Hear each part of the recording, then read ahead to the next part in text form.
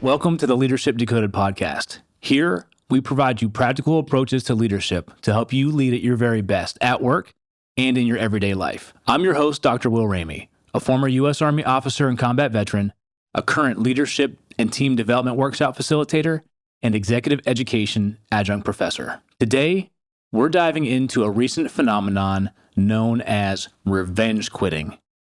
The culprit for revenge quitting in research is known as psychological contract fulfillment. Is your organization fulfilling its promises it made to you when they onboarded you and when they recruited you into the organization? Let's learn more about this current phenomenon known as revenge quitting, how to prevent it so that your team can be successful. Let's dive in. This episode is brought to you by Sweat Tent, the industry leader of the portable at-home wood-burning sauna. Being a leader can be stressful. That's why I've been a sauna user for many years. Did you know that consistent sauna usage 3 to 4 times a week not only relieves stress and improves sleep, but it also enhances your physical well-being and fosters mental resilience and cognitive clarity to be a better leader? And you no longer have to go to a crowded gym or buy one of those expensive and bulky at-home setups to experience the benefits of a sauna. Sweat Tent is the most portable and affordable at-home sauna on the market. The setup takes minutes and can reach 200 degrees in under 30 minutes. Harness the power of the Sweat Tent sauna to lead with clarity and poise. Sweat out stress, ignite creativity, and emerge a more focused leader. All Leadership Decoded listeners will receive $100 off when you use code LEAD100. Visit sweattent.com today to get $100 off your purchase with code LEAD100 at checkout.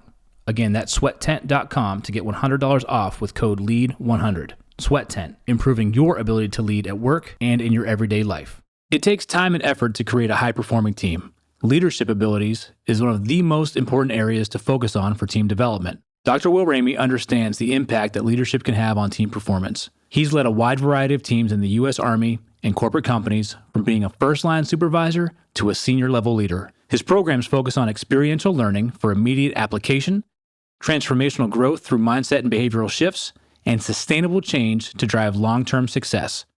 If you're tired of traditional learning and development programs and are ready for a hands-on learning experience that will increase knowledge and provide practical application directly to your work environment, reach out today. Visit drwilliamramey.com to find a solution for your team. Dr. William Ramey. Positive mindset, proactive approach, proven research. Imagine for a moment one of your team members walks into your office and hands you their resignation letter. This is more than a resignation letter. It's a message. It's potentially a message of broken trust, of broken promises, of lack of fit for the employee who is now chosen to leave your organization. Think about that for a moment. Employees leave for all kinds of reasons, hopefully for better opportunities. But when you have a team member that comes to you and has decided to resign, that may potentially come from a place of, I no longer believe in the organization. I no longer trust the organization and they have my best interest. I no longer feel like I can serve this organization, or maybe I don't align with our values anymore. Revenge quitting is something that, employees carry with them until the point of making that decision to leave. Now put yourself in someone's shoes who's decided to leave your organization. They're going through a huge change, transitioning to a new team, sometimes even a potential relocation with that. There's a lot of turmoil that comes with a move. It is not an easy or light decision to choose to leave an organization to move someplace else. Revenge quitting doesn't just happen overnight.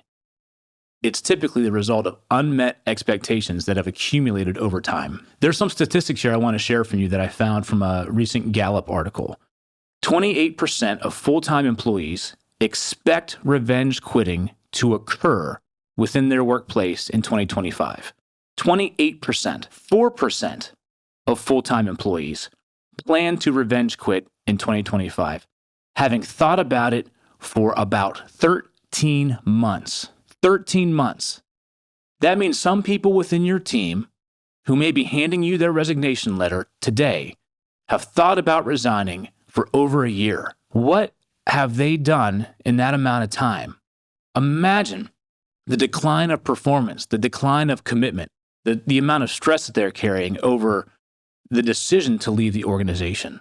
And then it finally comes time to leave, and now you have to recruit somebody else. You have to go through the hiring process, the training process, the onboarding process, which is costly. It can cost upwards of roughly $17,500 to replace an employee. So what we want to be able to do is understand what promises we're making to our team members and how are we being able to fulfill those promises that we're making to our team members. In research, I came across this concept. It's known as psychological contract fulfillment. Typically, these happen in the recruiting process and the early onboarding process. Think about what you're telling the members of your team when you're bringing them onto your team. Are you telling them that we have plenty of room for growth and vertical progression within this team? If you're making that promise that someone's going to be able to promote up and progress their career in your organization, you better be able to show quantifiable information where that's possible. You better be able to show them opportunities and a path to get there.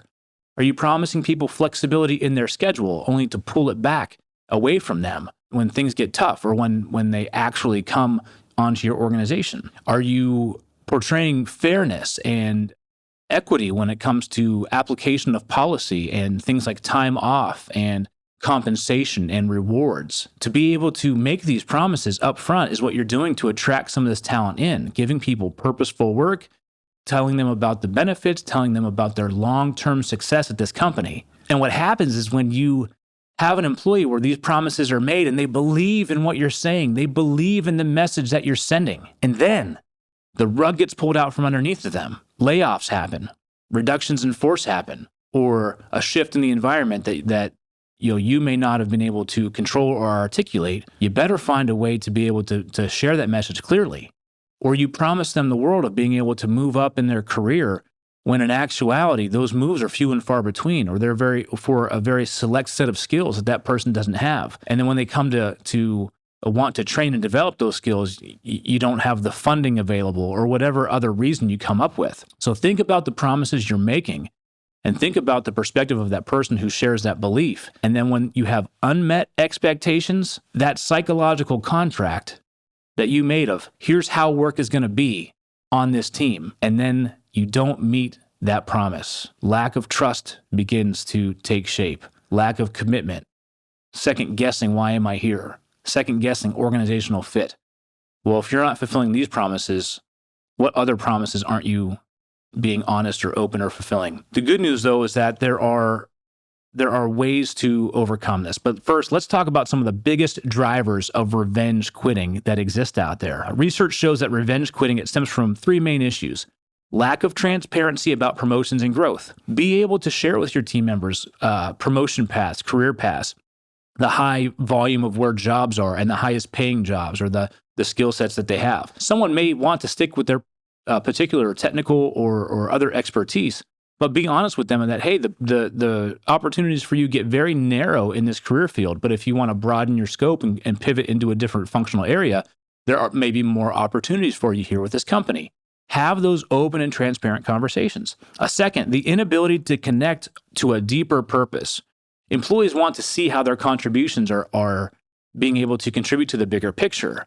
So as you're bringing people on board, make sure it's not just about the work that they're doing, but you share with them how their work fits into the bigger sense of purpose of who you're serving, how your organization is contributing to the bigger scale of society, how you're impacting people and families and homes and whatever it may be, how you're making the world a better place, but also be able to show that in your actions. That's part of corporate social responsibility. And third, unresolved conflicts. If you bring somebody on board and you promise them that, hey, we work together here, we are a very supportive team, we trust each other, we have open communication, we speak with candor, and then all of a sudden they see conflicts just festering and they see supervisors or managers avoiding dealing with conflicts head on, team members start to feel that they are in a toxic environment where we don't have transparency, we don't have support. What we have is backstabbing and passive-aggressive behavior. These are the differences. So be able, as a manager, be able to resolve conflict, be able to meet that promise of, I'm going to care for you, support you, and we're going to be a team together. Being a team means you're able to have the good times and you're able to work through the tough times and come through it together, everybody intact, still driving towards your main purpose. Some of the strategies that you can use to prevent revenge quitting and fulfill those psychological contracts by creating an environment where your employees feel valued, where your employees feel heard and supported. Things that you can do here. Be transparent and consistent. Regularly communicate about growth opportunities, career paths, organizational changes. If something is shifting in an organization, specifically on the negative side, if you've got a hiring freeze or you've got inability to grow into a different scale and you have to sustain where you're at, have open conversations, host town hall events, have synchronous communication, point-to-point, face-to-face contact with your employees whenever possible to talk about transparency and change in growth opportunities or career path opportunities. Another thing that you can do is align work with purpose. Make sure that you help your employees see how their specific contributions are contributing to the bigger picture and how each and every person there is potentially task interrelated with each other so that they understand how their work impacts the next person's work, which impacts the next echelon, which impacts our customers who we're serving. Being able to rally behind a collective purpose allows your team to feel more connected with the work that they're doing. They feel more connected because they're giving of themselves. They have a purpose, and their purpose is aligned with the organization's purpose. And that's where you get a deeper level of commitment and dedication to the work being done. And third, resolve conflicts swiftly and directly. You can collaborate, you can compromise, you can accommodate. All these different approaches to handling conflict you can take head on, but they all rely on a few small things. Encouraging open dialogue, addressing issues before they escalate, seeking to understand what each person needs from that conflict that's on the table so that they can move forward together towards a solution. By understanding and applying different conflict handling approaches like compromise, collaboration, and accommodating, you're able to then navigate different situations to move through conflict more swiftly with a end result that people are bought into. So consider a team that holds quarterly developmental meetings that recognizes people's work, their individual contributions that are tied to the company's mission, or a team level contribution that's tied to an organizational goal. And also a team that has a clear conflict resolution protocol. This team is more likely to retain engaged and satisfied employees. Revenge quitting is absolutely preventable when you commit to a strategy of transparency, open communication, clarity and conflict resolution, and tying people together to a shared belief and collective purpose.